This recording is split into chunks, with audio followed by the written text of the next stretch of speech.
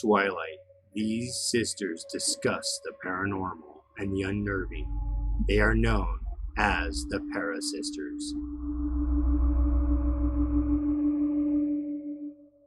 Hi guys, it's Tristan. And it's Rebecca again. And you are again. Like it's supposed to be somebody else. It could be. You never know. Might have a mystery guest.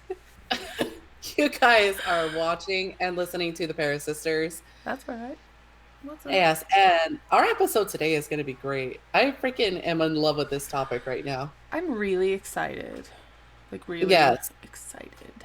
Because she gave me a little teaser. So Tristan and I are texting and she's like, do you want me to tell you what it is? And I'm like, ooh. I was like, she never says, do you want me to tell you what it is? And then she right away says, never mind. And I was like, no. But I ended up telling you anyway. Yeah, it's pretty vague. Our title is Ghosts and Spirits, right? So that's fairly vague. Vague. Yeah. Sorry, I gave away. Tristan usually says the title if she's presenting, so I told you what it was. It's okay. Yeah. It's Ghosts and Spirits. So I stole your thunder. You did steal my thunder, you bitch. So yes, today we're going to be talking about ghosts and spirits. I'm super excited about this. Because we always talk about hauntings and we talk about the spirits in houses.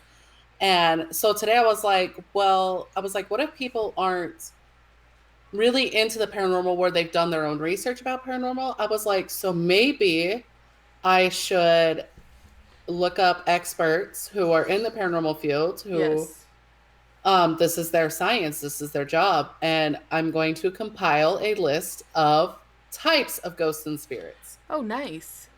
Yeah, so I was like, and some of them I was like, I didn't even know they had their own typing. Like, they're different from others. So I mean, I know a few types, but I don't know. I mean, I don't know. Well, see, this isn't an exhaustive list. It's not an exhaustive list. It's like the main types. Oh, right. The most common or classical. Right. So, like many of us have had weird sensations about seeing shadows or shapes out of the corner of your eye, and then you turn to look and they're gone. Yes. That's why we're involved in the paranormal world. Like, that is what gets us. Everybody, if you're scared or not, you're still interested in it. If you've ever had an experience, you're still interested in it.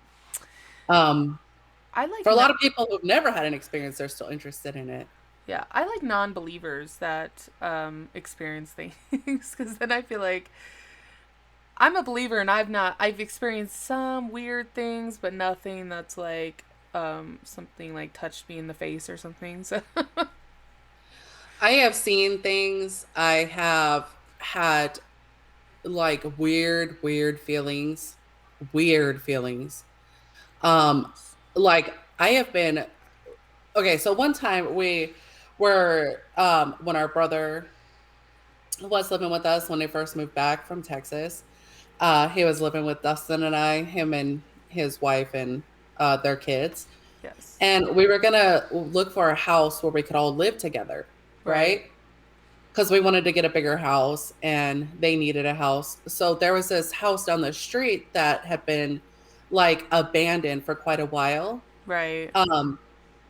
And so like we went to go look at it and the door was unlocked. So we went in, right? Yeah, I would. Yeah. It was just unlocked. I'd be like, oh, okay then. I had such a bad feeling at this house. I mean, like literally a sick, bad feeling. That's crazy. And this house felt evil to me. That's literally awesome. Evil. Yeah, it was awful. Evil is not awesome, but well, it was an awful feeling and I hated it and I was like, nope, we're not getting this one. No way, Jose. It was dark in there. Like, and it was daylight and the windows were like there was no blinds or anything on the windows. Yeah. But the house inside just seemed dark and oppressive, and it was just awful. Crazy. I hated it. Yeah. That's like nuts. So, it is nuts, yeah. And so like that segues into some people, you know, you may not be one of those people who is afraid of the paranormal experience. But a lot of people don't ever stop to wonder what kind of ghostly apparition they've encountered. Right. So, a lot of people don't even consider that maybe there is different kinds of ghosts out there. They just think that one ghost is the same. Uh, but the fact is that experts in the field have put together a list of definitions and types of supernatural phenomena that exist, and it may come in handy, especially if you live in a haunted house or plan on visiting one in the future. Yes, which I do. So, from the experts list, I have compiled my own list, and their descriptions is a guide to help you understand the hauntings and what they may mean. Nice. Yeah, I'm super excited. So, before we start, yes, please like and subscribe. I know, I was so excited about it. I forgot. Sorry, guys. And share and check out our new website. Yes, our website. Check it out. All of our links are there. Check us out. Like, share, subscribe. Always, please. And for those people that probably don't listen to the end of our podcast because they're dicks,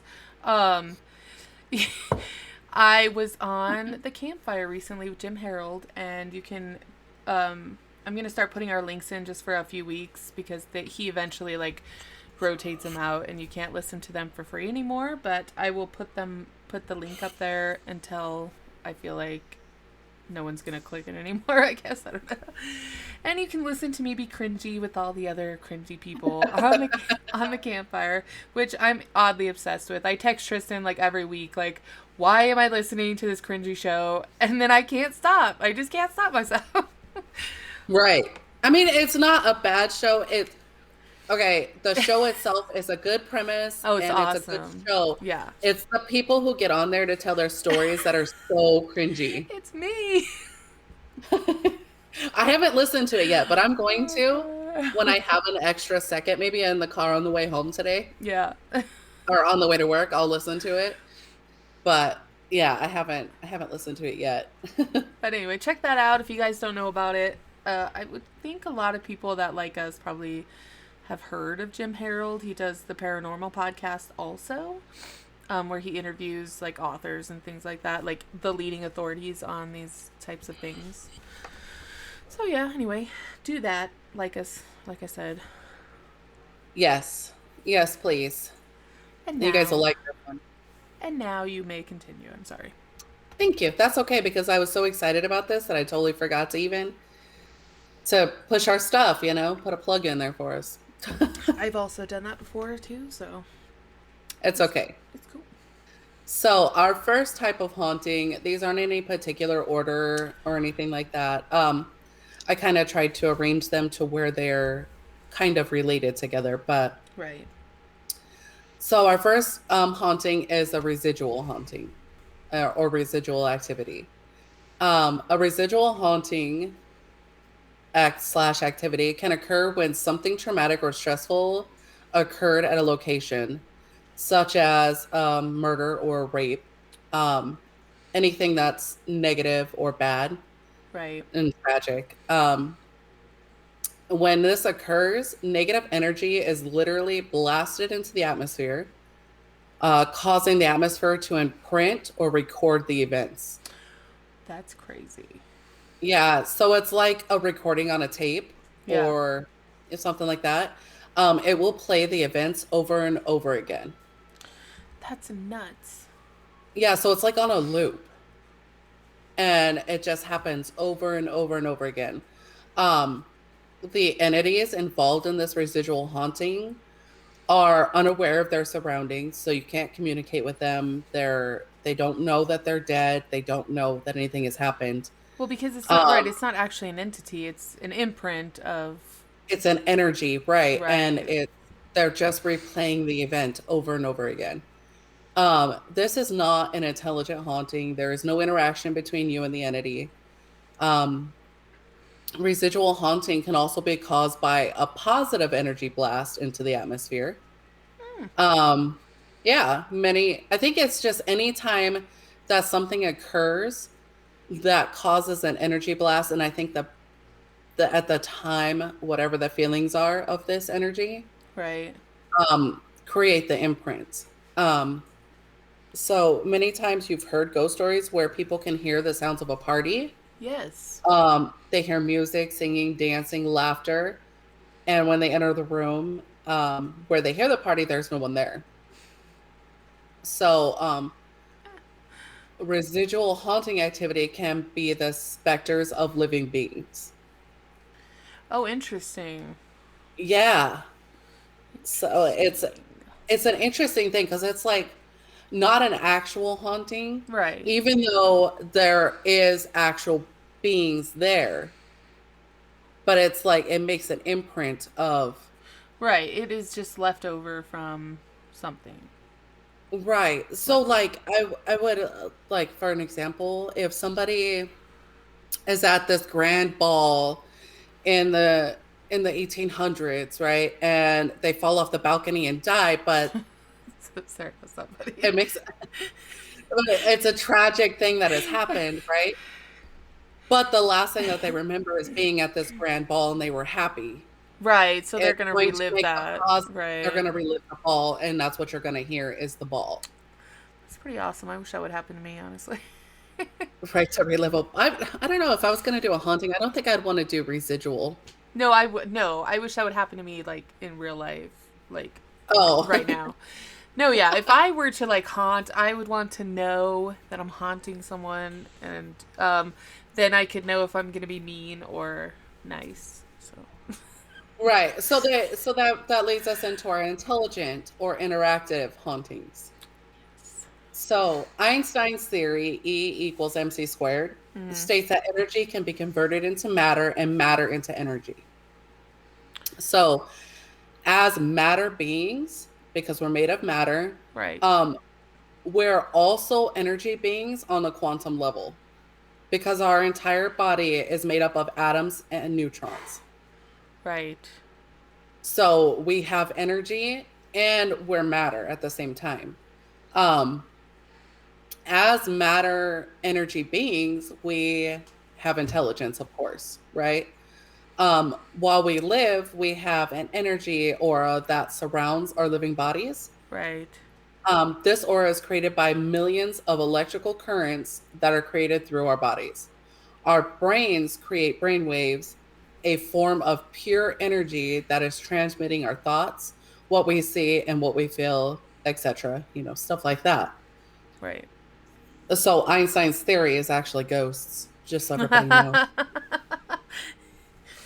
Oh, dude. So when our mortal body dies, the aura that constantly surrounds our bodies leaves our bodies. So when our body dies, it says that we lose 6 ounces of electricity I've heard on that. the instance of death. Yeah. I've heard that. So what is the 6 ounces? It's electrical They think that it's energy. They think that it's the energy leaving our body. Our soul is leaving. They believe that our energy is our soul. So That's crazy.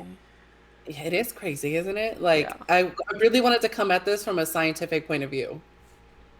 So this energy, the aura, or if you want to call it your soul, is carrying the information of what we used to be. I mean, because if you think about it, it transmits everything through our body. This electric current transmits everything through our body, our thoughts, our memories, everything Right. is carried on this electric current. If we didn't have the electric current, we would have none of those things. We'd be brain dead, which is the case in some people. Yeah, they're functioning brain dead. Yeah, I know lots of those people. Like I'm a people that bartender. don't watch our videos. Just kidding. So it carries all this information of what we used to be. If it can do this, then why couldn't it also carry our intelligence with it? Yes. If it can carry our former intelligence of our previous life, then it should be able to interact with people or things intelligently. Nice. So this is where the theory that you have intelligent hauntings comes from. That makes sense. But right. And then when us as people in the paranormal group see this aura of energy, we call it a ghost. If this ghost is able to interact with us, is aware of us, can touch us, communicate with us, right. then it is an intelligent haunting. That's and awesome. I've seen a lot of cases of intelligent hauntings. Yes. Whenever they can respond to you. I think we mentioned it our last one, the S.K. Pierce. They asked who owns the house, and somebody responded, Lillian. Somebody somewhere. Those are cool. Yes. That's probably my favorite kind of haunting, honestly. I would agree with you. Even though residual haunting is very it's really intriguing to me, because to be stuck on a loop, like that energy has imprinted itself in the atmosphere, in the world for right. So that just tells me, though, like, no matter what is ever built in a spot, if you have a residual haunting, that will always happen there. So yeah, I guess I was thinking about that. Like, if something, it's a terrible place, somebody's killed or whatever, and they've torn down that place, well, the land is obviously going to be used again, because that's what people do. Is it in the land? Is it stuck in the... It's stuck in the ether of the land? Right, it's just stuck there. The energy has imprinted itself into the energy of the world. That's crazy. That's crazy it is very, to me. It blows my mind, man. It blows my mind, too. So, some of the reasons that ghosts may be tied to a site or people is they have died as a result of a traumatic event. Right. Like murder, car accident, stuff like that. Something that was very traumatic. Right. They may hang around for unfinished business, which I've heard quite often, Yes.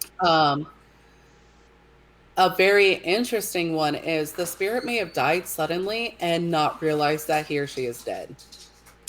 To see, that frightens me, because in a way, I mean, we've talked about the movie The Others, and I think that's the perfect example of The Others, and I don't really like the idea of that personally, but I hope I go on to my just rewards when I've died. Right. Honestly. Well, just think about it. If it was like, if this person is an intelligent haunting, like, they would try to interact with people, and people wouldn't even know that they're there, and they'd be like, what is going on? How scary would that be? Yeah, that'd be frightening. Yeah. It'd be very frightening. And if you're an intelligent haunting, then you know what's going on. Right. It's weird, certainly. It's weird, and it's frightening, and I wonder if they have the level of emotion that we have. I feel like they probably do, because I've heard a lot of, anger from spirits. I'm sure I've heard somewhere of happiness, but I can't think of any examples. But I'm sure. Right. I'm sure the whole range is out there. Right. And it's weird to think about. Like, this is like, we're getting into a level of hauntings that a lot of people do not think about. Right. Another reason is that the dead person's loved ones that are still living are so emotionally distraught that they cannot let go of the dead. Which is also and sad. I have also, yes, that is sad, and I have heard that, and actually I've heard that a lot, that they can't let go, so they're holding that person. It's weird, because I could imagine a scenario where I would never let go. Which would be rude. I mean, it's funny, because you probably don't, they don't think that they're doing that. They don't know that they're doing that to their loved one that they are afraid to let go of. Right. Well, I watched this show. It's called The Dead Files. And it is fantastic. And she does not claim to be like a psychic or anything. Right. But she is like an empath. And she does speak to dead people. And some of the cases, they're just so heartbreaking, because these people call her in to find out what's going on in their house, Right. And in some cases, that's the living that are holding the dead there. That's And these sad. people are so heartbroken that they're holding their loved ones there, you know.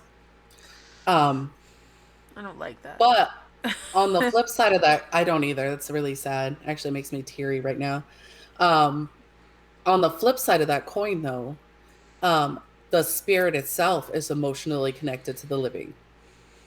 That So makes the sense. spirit cannot let go. Um, Another reason is that they cannot rest due to an injustice done to them. Oh. Yeah, that's like medium style there. Right. That's like a vengeance ghost or, something like, or they want to find, like, they want to solve what happened to them. Like it's a tragic event and somebody murdered them, but they can't let go until that person is in jail. That's like Ghost. Me and Dustin just watched that movie the other night. Oh, yes. Patrick Swayze. Yeah, that's such a good movie. But it's like Ghost, where you can't leave until he can make sure that his girl is good, and Yeah. Right, that the 'cause person the who killer killed is him is like, away. yeah, Yeah. the killer's like around Demi Moore. Yep. Yeah. Yep. And then the last reason in this section is that some spirits fear the other side or judgment. So they fear where they're going to go. I honestly could see how that should be the fear of most people that die. The judgment. Right. Right. Sorry, I shouldn't. I'm not judging.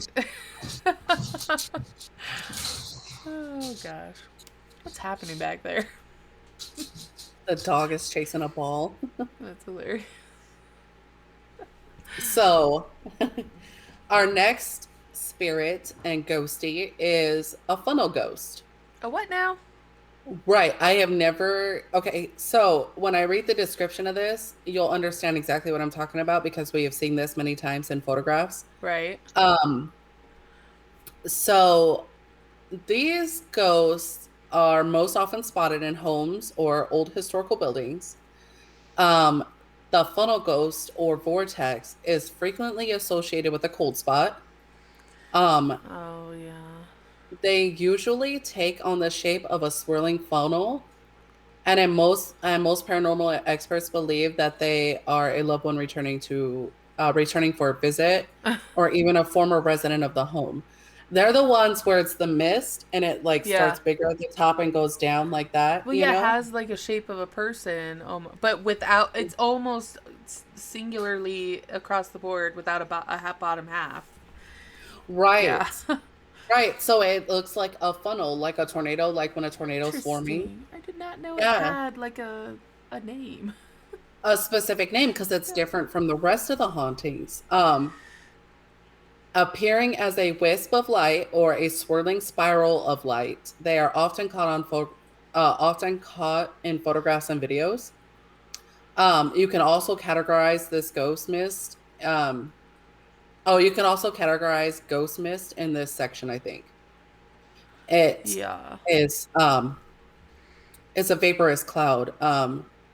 This vaporous cloud usually appears several feet off the ground and can move swiftly or simply stand still, almost like it's like floating or orbiting. Nice.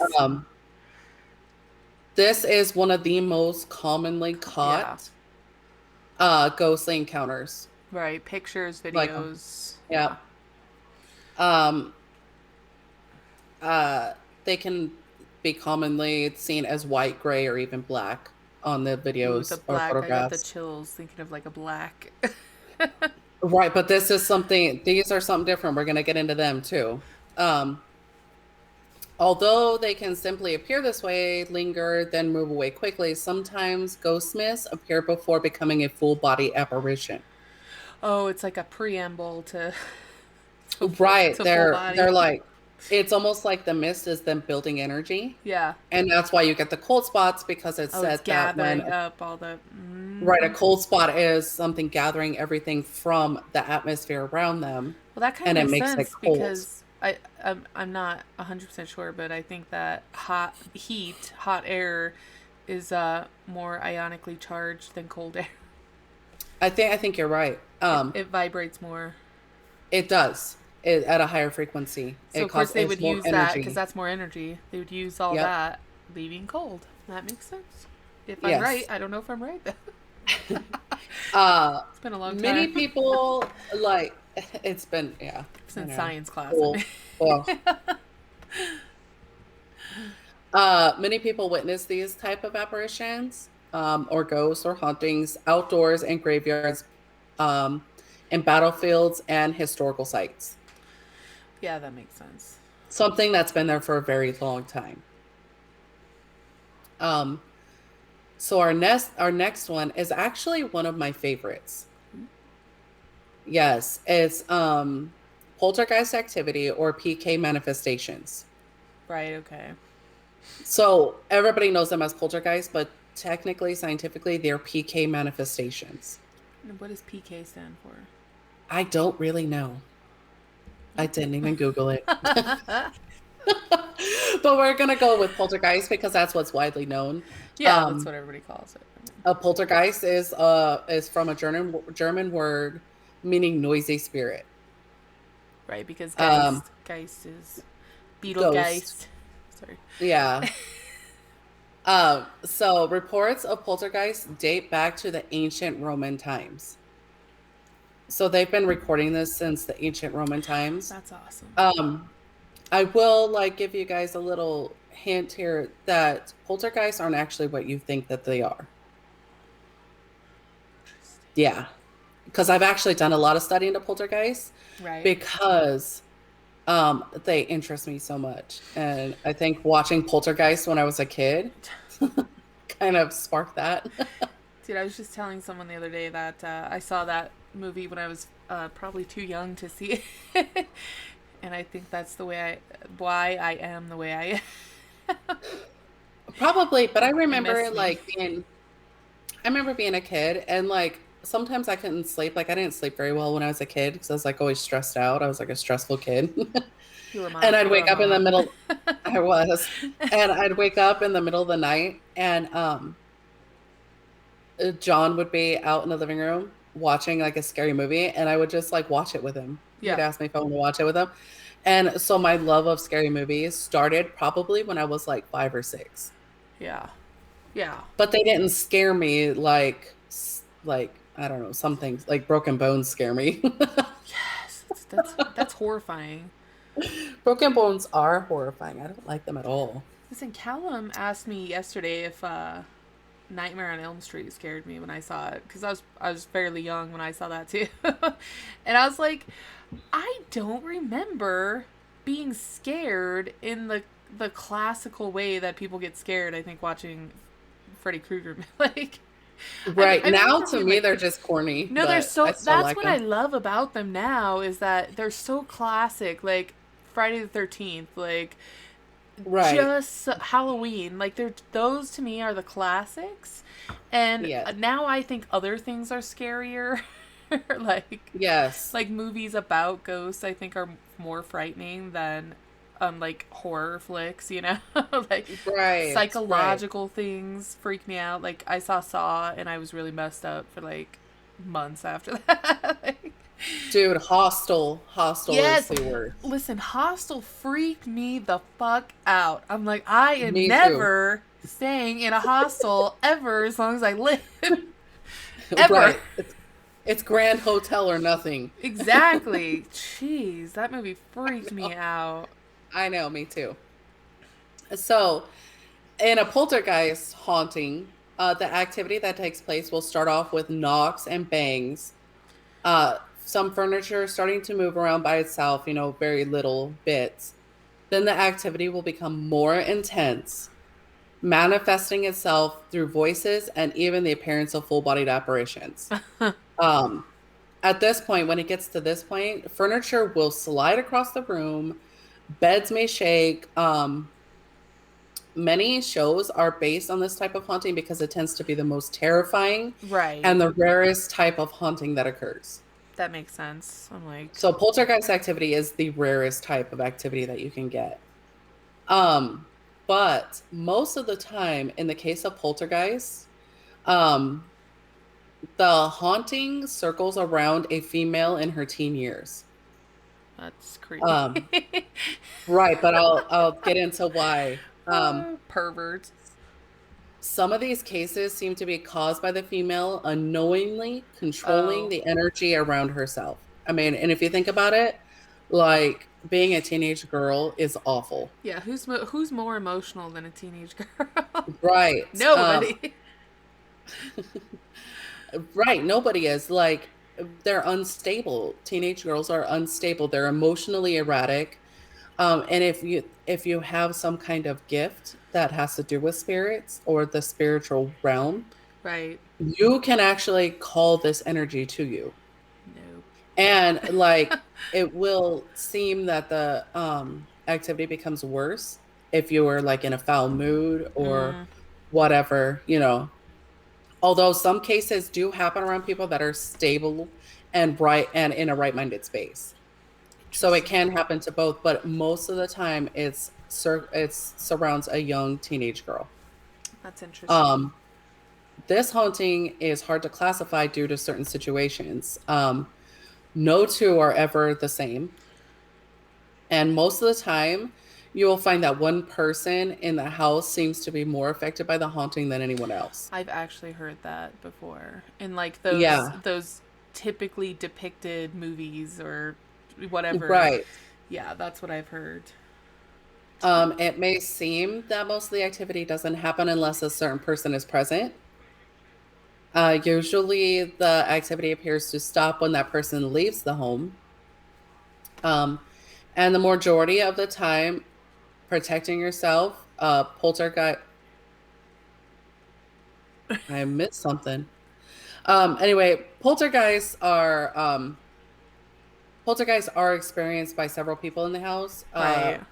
but they seem to center on the one person. This person may be highly stressed as of late, or maybe this person has gone through some type of extreme emotional situation. And in a teenage girl, every situation is an extreme emotional situation. That's true. Which I have read some case files where it has centered around male teenagers. Oh, I mean, yeah. But it's mostly female teenagers that this interesting. Right, that this centers around. If this is the case,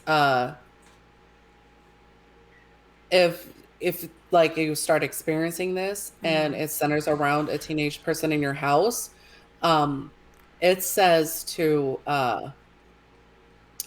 get medical care. Oh. No, it says to get medical care, like therapy or something. Oh, interesting.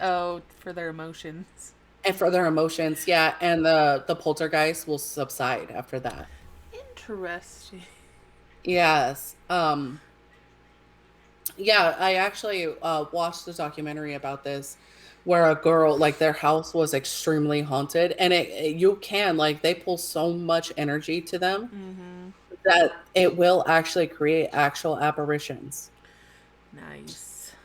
Yeah, and so like that's why people see the apparitions, because these girls are pulling so much energy to them, and they're so emotionally distraught that it's kind of like in the residual haunting where they create a power. It's insane how like you just as a human you can act or be. Yeah. That's crazy. When it is not the teenager that is manifesting activity, there are usually several spirits in the area. In these cases, the spirits appear to pull their energy together in order to become strong enough to move larger objects and make noises. So they're like cognitively working together. They're like, hey, you got energy, I got energy, let's do it up. Like, let's combine our energy and start scaring the shit out of these people. Yeah, that's pretty much what happens. I wonder what the motivation is. It's weird. It's very strange. I'm going to say that they're probably very angry. They're just mad. Probably because they're dead. They're just mad. Yeah. They're mad that you're dead and I'm not. Like, I don't know. Right. I'm going to say that it's just something like an anger, because Like poltergeist activity is not a friendly ghost saying, "Hey, what's up?" No, No, this is yeah, it's not your bad family shit. probably, like Right. It's not like grandma hanging right. out and was like, "Oh, I think today I'm going to pull my energy and shove your couch through the wall." No. I think it's something that was already there, and Right. now they're very angry, and so they've come together. In order to remedy the situation, you need to find the root of their anger, What? so that they can, yeah, the root of the spirit's anger. So you would call in a medium or a shaman or somebody who can commune with the spirits and Right. find out what their anger is, so that they can pass over and leave you in peace. Interesting. Right. On most poltergeist cases, they will disappear without any warning. So like they can come, be a Oh. poltergeist, And then they're out. They're like, and then they're gone. peace. Yep. Um, That's crazy. Certain times it may stop within a few days, other times it may take years. And you may never know the reason that it happened. Either way. Why they came or why they left. That's pretty nutty. Um, yeah, and most people are just happy to see it go. Yeah, I And can that's enough for imagine. them. It's like They don't even delve into it. They're just like, all right, gone, thank you're like, God. thank the Lord, it's gone. uh, but by understanding why it was there in the first place helps you to understand how to keep it from ever coming back. Yeah, that'd be my Knowledge, goal is don't come back. yeah, knowledge is the key to protecting yourself in these kinds of situations. Which is crazy. It is. It is crazy. Like poltergeist activity is the most intriguing to me, I think. Yeah, it's strange. It's very like I said, I'm interested in the motive. Like why what's happening with you? Right. Right. So, we're gonna go on to demonic activity. Oh, this is my least My favorite. very This is my least favorite too. But it needs to be explained because it is I different from agree. the rest of it. I agree. So, I dislike it uh, intensely, but that's okay. I do too. I do too. Uh, so demonic activity. Demons are entities that have never had a human body. For obvious reasons, they were never human, they will never be human. Right. Um, so their origins technically are extraterrestrial. Nice. Yeah. And the reason why is if you believe in God, or if you believe that God and his angels are from heaven, meaning they're not of this world, Right.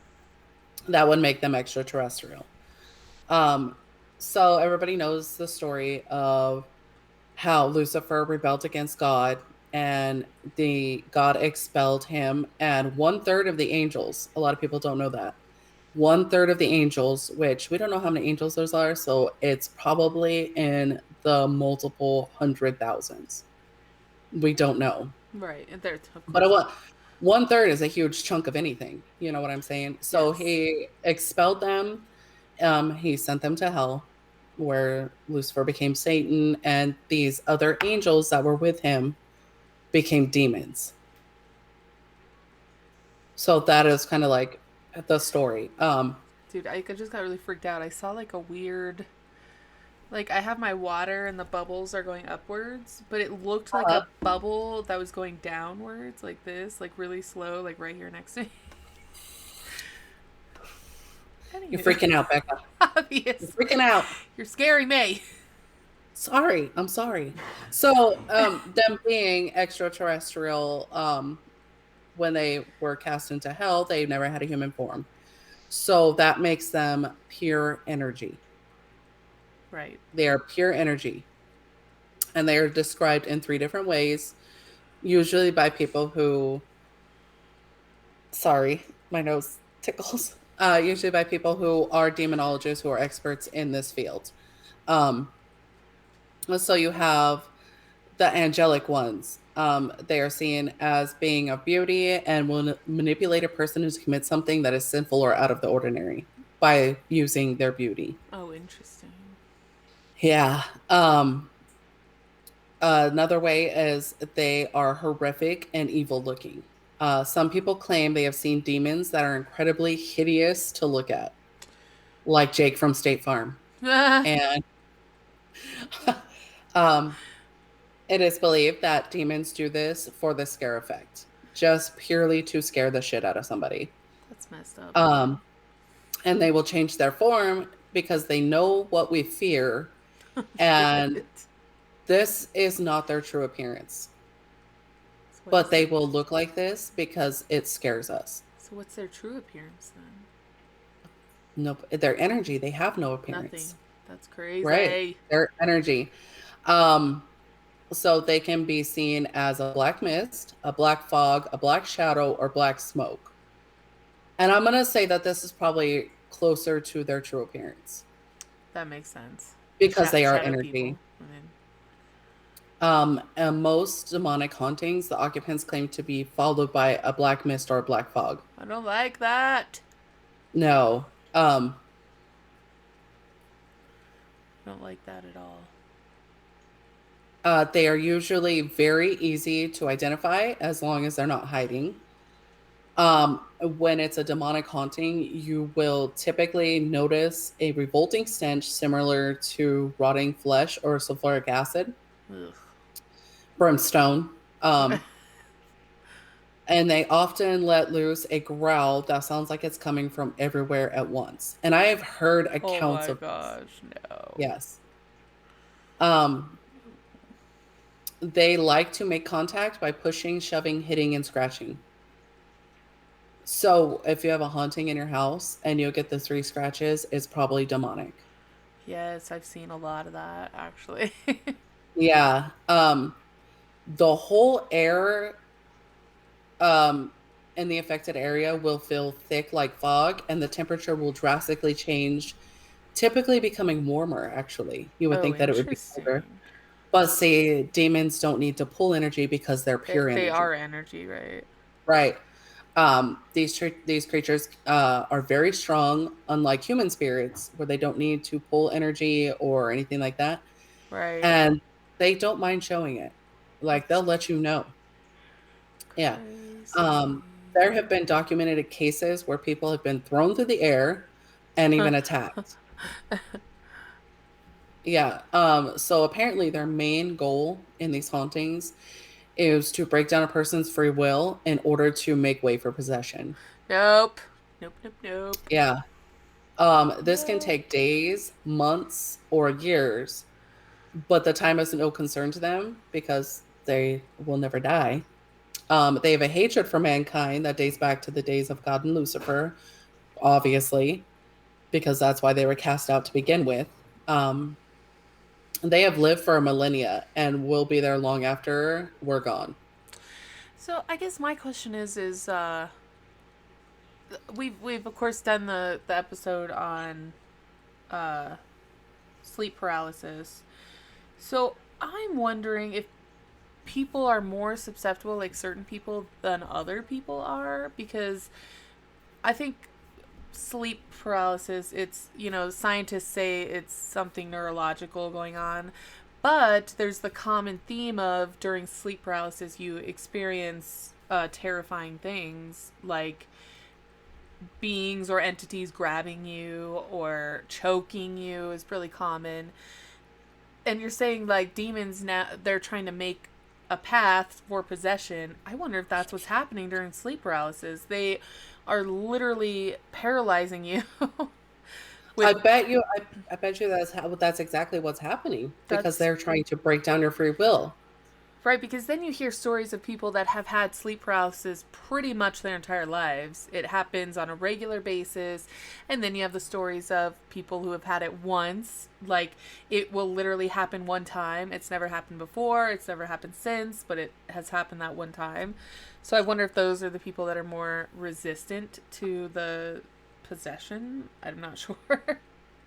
I don't know. I would assume so, but I mean, it's bad to have something attached to you for that very long time. Oh, you know what I mean? It's awful. Because I have, we watch documentaries all the time on stuff, and I watch many documentaries about demonic hauntings where these people, like, it will actually make you sick. Yeah, you'll To get the ill. point of you're actually dying. Right. And what better way to break somebody's will than to actually like start killing them to where their mental and physical capacities are at an all-time I low. don't like it. I don't either. Well, okay, so here's the thing about believers in Christ. You accept God, He is in your heart. You have taken the Holy Spirit in you. A demon can never possess you. Oh, Ever. good. I'm safe then. Okay. Even if you fall away from God and you stop going to church and you don't read your scripture and you don't pray as much as you should, that Holy Spirit is still in you. And they can never, ever, ever take it out. Like it's there permanently forever the rest of your life. Okay then. I'm not A person worried. who has a person who is filled with the Holy Spirit can never be possessed, but you can be oppressed where they can bother you. Yeah. But it will never break you down like somebody who has not accepted God. Do you hear that? You non-believers, you're running a risk. Yes. It's a huge risk, not only of going to hell, but of these things coming to get you. Yeah, so you have the during life and the afterlife that you should really be concerned about. Right. You should look into that. So you must understand, though, that you may be able to get these creatures to leave a dwelling with religious provocation, but you will never destroy them. You cannot kill them. Right. You will never be able to kill them. You can get them to leave. You can get them to leave you alone by bringing religion in, but you'll never get rid of them. Right. There's nowhere to go. It's not like sending a spirit to the other side where they're supposed to be. Right. They have nowhere to be. They're just hanging out, waiting for you to be bad. Right. Or, I mean, you may get rid of them and everything will be good in your life, but they could literally go to the next place down the road if they chose to. I mean, you got to remember that these are not corporal beings. The distance is not an issue for these guys. You know what I mean? They could go from Maine to California in a thought. So something is stirring in my mind of I've seen something and it's like spirits or ghosts of a place being manipulated by demonic energy. Like the spirits themselves are being terrorized by these demonic entities. I have actually heard of that. I can't remember what I saw it on. I wish I could think of what it was that I saw that. It was a documentary. It was a documentary for sure. Yeah, but I can't remember which one. I've it watched it was so long ago. I think it was like right. They it can happen. That freaks I me agree out that too. that can happen. And I don't know why they wouldn't be able to, because the spirit is energy and these things are pure energy. That actually makes me sad. I hope. I know. I don't think. Well, see, here's the thing too. Like, I think that the only reason why they would do that is to make your life harder. Yeah. Because their main goal is for humankind. And once this person is dead, they're already dead. Like, there's nothing there for them to torture. They just use it for their own purposes. Well, yeah, like, could you imagine, like, oh, Granny has been hanging out after she's, dead. But now all of a sudden Granny seems like she's kind of mean. Right. And they're just manipulating that spirit for their own purpose to scare you, to make your life harder, to torture and, break you down. That's what they're using it for. Yeah. It is said that they are capable of changing form right in front of you, from human form to an inhuman form. I don't like that. Also, they are neither male nor female. Right. They would just represent whatever. They can change to meet their needs. Right. Right. Most people see them as black masses standing in doorways or near rooms. And sometimes they are called shadow devils, which are different from shadow people. Yeah. Which is our next section. I like shadow people. I don't know why. I don't ever want to see one. No, yeah, but the idea of it, I mean, we've talked about shadow people on a different episode, as well as the Hat Man. which is a strange phenomena. Which, in this section, we actually talk about the Hat Man because he is part of the Shadow People. Right. He's in my mind. Everything I understand is he's like the leader of the Shadow People, the quote unquote leader. See, and I don't think that they actually even know what Shadow People are. Oh, interesting. Yeah, I don't think that it is a type of something. Well, actually, the first sentence says there is no type of this is a type of haunting activity that has no real explanation. Right. Whereas to I mean, you have demonic, you have intelligent, you have sorry, I can't think. Where you have things that can be explained as to why they happen. Right. Shadow people, there is no explanation for these people. Interesting. They are different from ghosts. They're not ghosts. Right. They are usually shapeless, dark masses, mostly seen with your peripheral vision. Yeah. We've talked about that, and when we talked about shadow people before, like if you go to turn to look at them, they're gone. Yeah. They are known to do things different than ghosts, so they don't do the same things as ghosts. Right. They can move between walls, and they have no human features. They have a bit of a human form. Right, the form. And they wear no clothes that can be discernible except for the Hat Man or the hooded figure, which have both been seen. People who experience them have a feeling of dread. Yes. So I wonder if they're like harbingers for something that may come. Nobody knows for certain. Yeah, it's a mystery. It is. Clairvoyants or mediums or people who encounter shadow people say that they do not feel that they are human and consider them non-human or elementals. Yeah, okay. Like fairies and stuff like that, like elemental beings. Right. Shadow people have no discernible mouth, nose, or facial expressions, or facial features for that matter. Some are seen as child-sized dark humanoids. Some are very big. Right. We talked some about are that. huge, yeah. Some are Right. over 6 feet tall. Like, they're huge. Right. And some people say that they seem to be made up of dark smoke or dark steam. Mm-hmm. And when they move, it seems like they're moving on an invisible track. Like they just kind of smoothly go from one place to another, such as like on a toy train or a small circle railroad track of some sort, Some people have said that they have seen them hop or do what appears to be a strange dance. And they are also, like, by the way that they look, they are also known to just like stare at the floor. Like their head is what would be their head. What it would be their head would be just down staring at the I don't like it.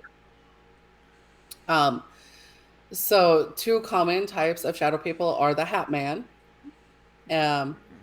That looks like he or she is wearing a 1930s style fedora hat, and the hooded figure, which looks like a shadow person that has a hood over its head. That freaks me out. These are the only two instances, the hood and the hat, that stand out as clothing, but otherwise they are not wearing any clothing at all.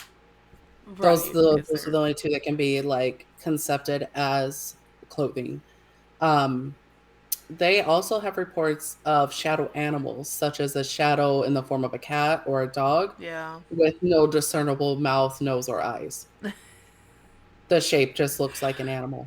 That freaks me out too. I know. It's so creepy.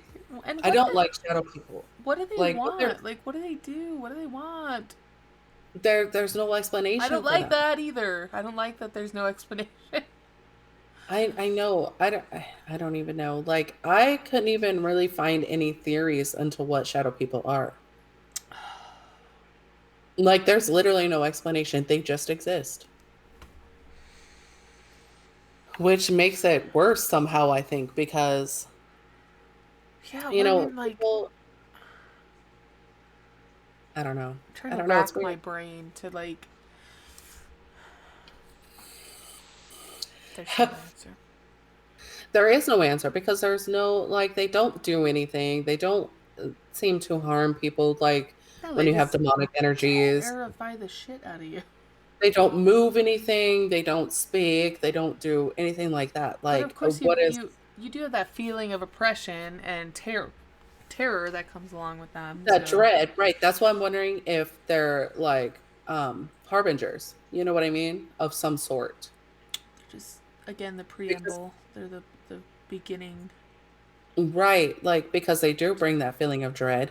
But here's another question too: is the dread a feeling that you naturally conjure because there's something big and black Unknown, hanging out in right? the corner of your room? Oh shit.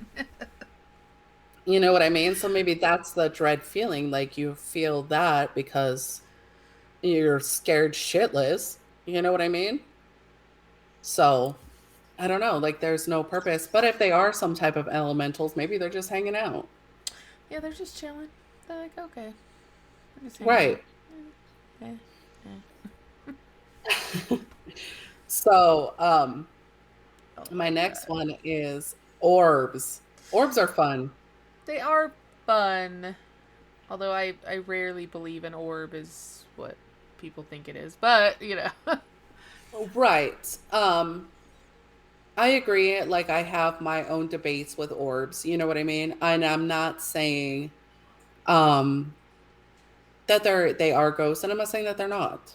You know what I mean? But a Yeah. lot of times they can be debunked and they're like That's dust or a bug or something like that. You know what I mean? yeah. But it is fun to think about because here's a weird thing. Like, remember all those pictures I sent you when Sassy and I were looking at houses in Oh the yeah. South? Yes. And that one place that I sent you those pictures of the mist, Yes. I'm like, how can people post this? This creepy as shit. Mm-hmm. Maybe they just don't even care. They don't look. In that house, in a lot of photographs, there is a ton of orbs. Nice. Right. And I'm pretty sure that those other photographs were not just light anomalies, that they were actual spirits.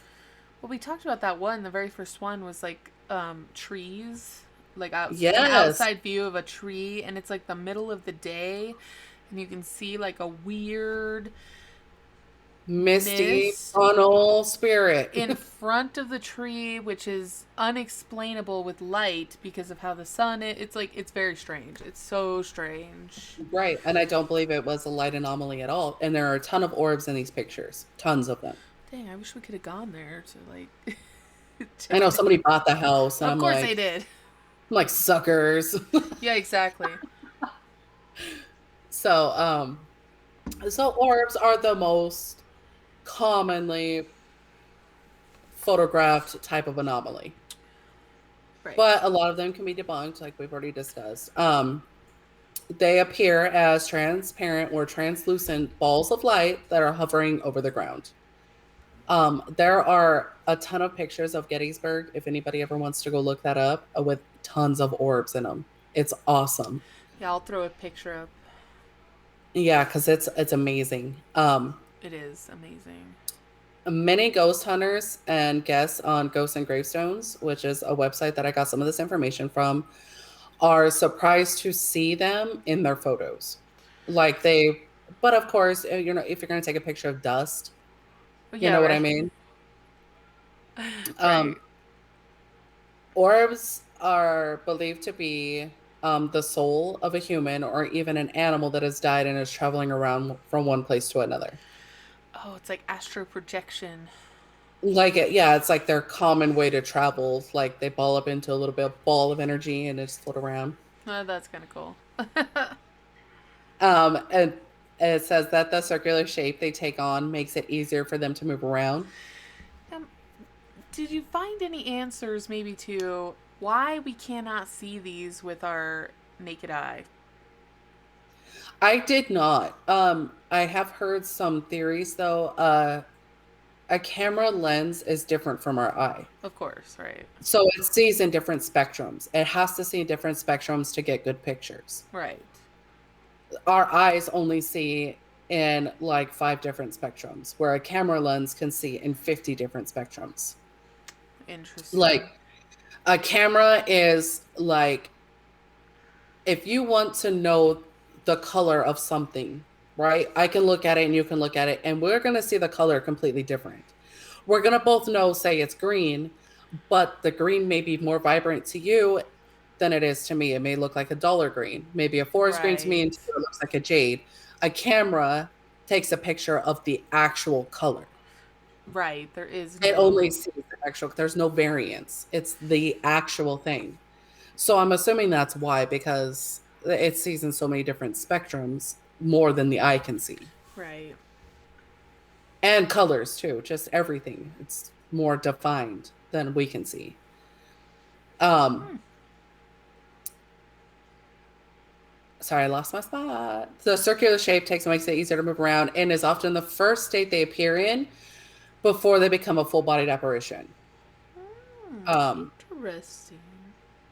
Yeah, and if you're lucky enough to capture an actual orb on video or picture, mostly video, you'll be amazed by how fast they can actually move. And in photographs, they can show up as white. They usually show up as white, but they can be blue as well. And I've actually seen pictures of green. Oh, interesting. Because I've seen blue and white. Yeah. Interesting. I saw one actually not too long ago that had like a green tint to it. That's awesome. I just saw a picture like 2 days ago of an orb. Did you? I don't even know what I was looking at. It was just one of those random things where it's like, I look up random stuff all the time, and most of the time it has to do with something scary. Yeah. I can't wait for my graveyard shift newsletter to come in my mailbox so I can like click and see what's going on this week. Oh, yes. Sad I don't get that. You should just sign up. I get it in my email. It's awesome. Dang. Yeah, sometimes they come like a few times a week. Sometimes they only come once a week, but whatever. I like them because I like graveyard shift. So this one I have never heard of. It's weird to me. But I had to include it because I've never heard of it, and I wonder if you have. It's called portal hauntings. So, I've heard the theory of portals, and usually where they, when they say there's a portal, there's a tremendous amount of activity in the place where they claim there's a portal, Right. I didn't know that it was specified as something of its own type of haunting. Yeah, I didn't either. I thought it was a generalization of an explanation why there's so many hauntings in one single place. Right. Yeah, and I don't know. So I didn't know it was specified as its own type of haunting. So portals themselves aren't really a new concept, like you just talked about. Portals, you know what I mean? I don't necessarily call them portals. I call them doorways. Yeah, doorways is, yeah. Yeah. Because portals, as we've seen in sci-fi movies, a lot of sci-fi movies are kind of like a sci-fi thing. You know what I mean? Doorway is more, I don't know, for me, I justified it in my mind. Yeah, That's how I used to justify it in my mind. Yeah, it's fine.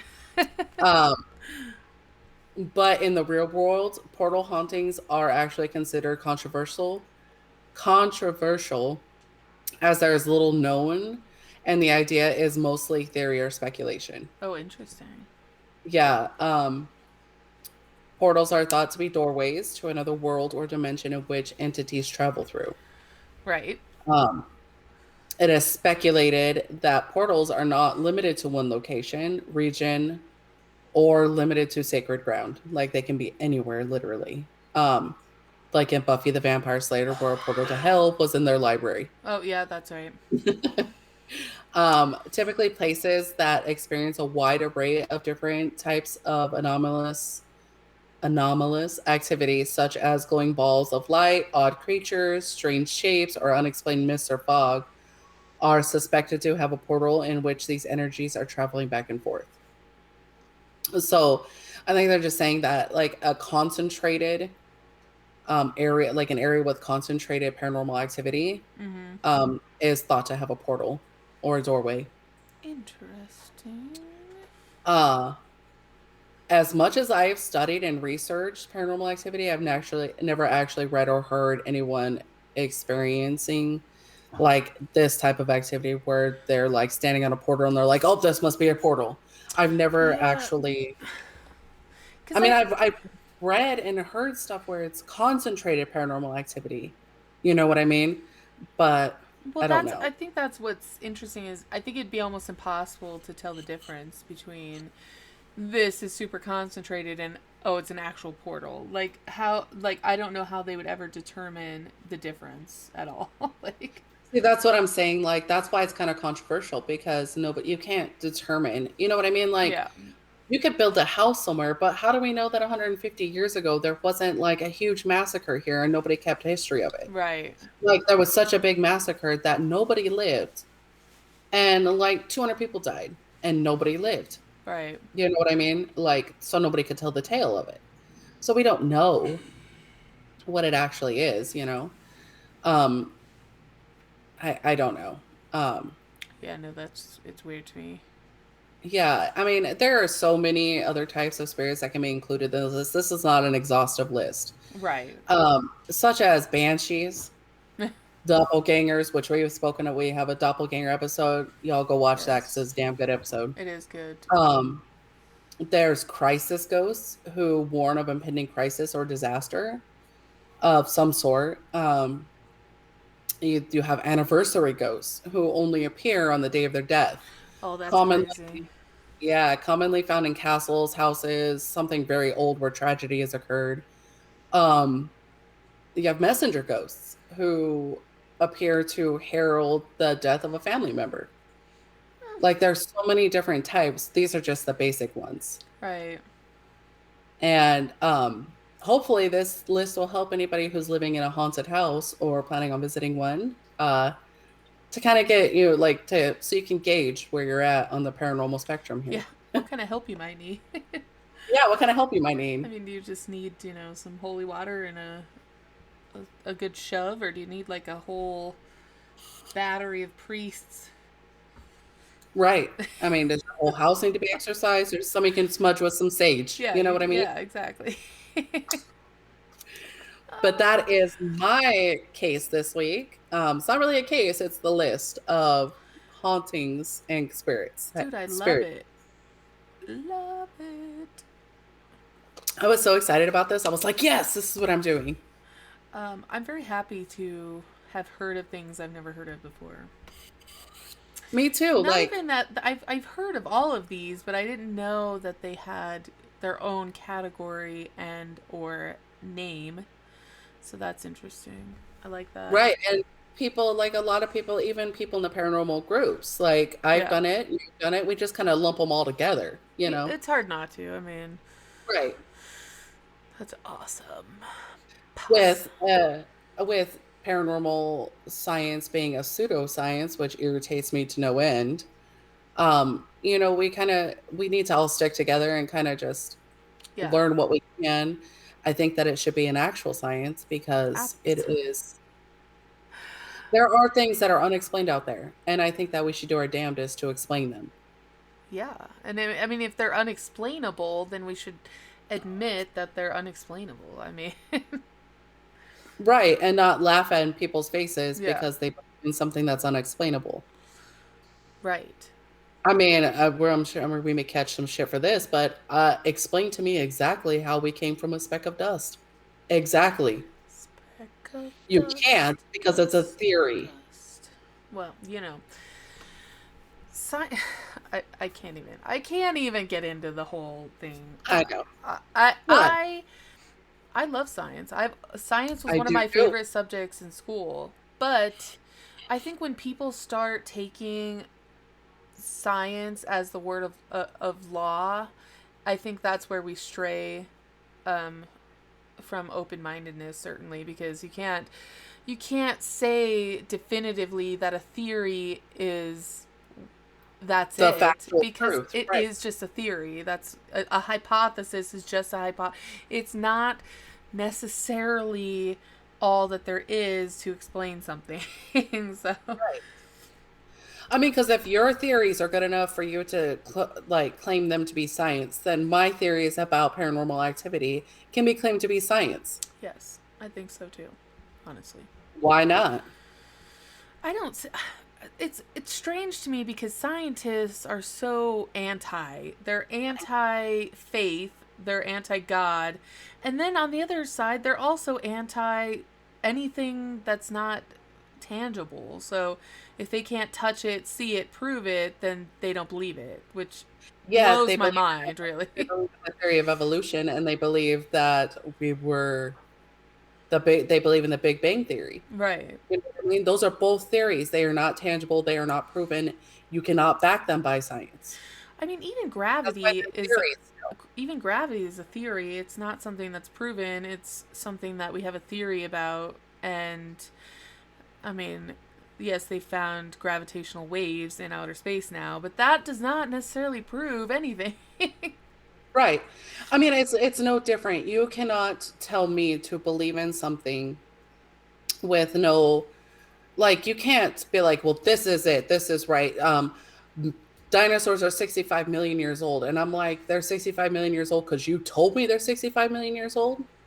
Yes. Like, you know what I mean? Like carbon dating.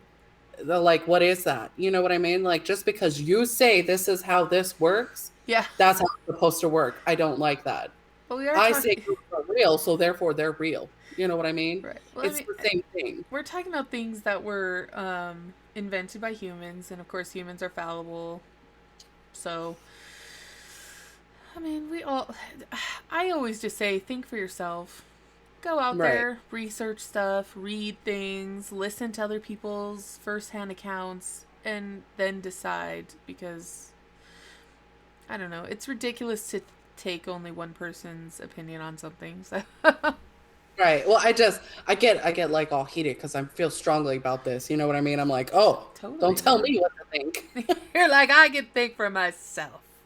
Don't tell me it's 65 million years old just because you say it's 65 million years old. I don't give a shit what you say. I don't care about you, scientists. Just kidding. Now I'm going to be called a science denier. I'm not, and we're not science deniers. I love science. I love science. I love to learn how things work, but don't tell me just because you said that this is how this works that I'm going to believe you. Yes, I need to see proof, please. And don't down my pseudoscience because I love paranormal. Yes, it's unexplained, but so many things in this world are unexplained. That's right. I'm like, yeah. Anywho. Oh, yes. That was another good episode. Thank you. I enjoyed it so much. I like it a lot. It was fun. Tristan always puts all this pressure on me. It's like, I'm going to do a really good episode, and then I'm like, oh, I have nothing. I have nothing. Well, you'll be excited to know I didn't spend actual days on this. Like, I put it all together in one day. Like, I was kind of toying with it and looking things up. I mean, but I put it together in one day. That's what I do every single episode, every single case. Some of my cases, I do actually spend days researching. This one I was just toying with, and I was looking up things, and I was like, this has got to be it. And then yesterday I put it all together and fine-tuned it, but well, it was very, very good and interesting, and I hope that our listeners/viewers actually learned something. And of course, if you did and you like it, well, I prefer you give us a thumbs up no matter what, and just don't watch us again if you don't like it, I guess. Right. You don't gotta be a hater. Just well, I mean, you can do whatever you want. I'm not telling you what to do, but I'm not either. I mean, you can do what you want. You just don't have to be a hater. Yeah. That's all. I mean, and if you are, you can really just go fuck yourself. And like us, follow us on all of our social media. I forget what it's called sometimes. Yes, don't forget to visit our website where you can find links to all of our social media as well as our latest episodes. That's right. Yep. We're out there. We are out there in many, many ways. That's trademarked, by the way. So if I've just now trademarked it on this episode.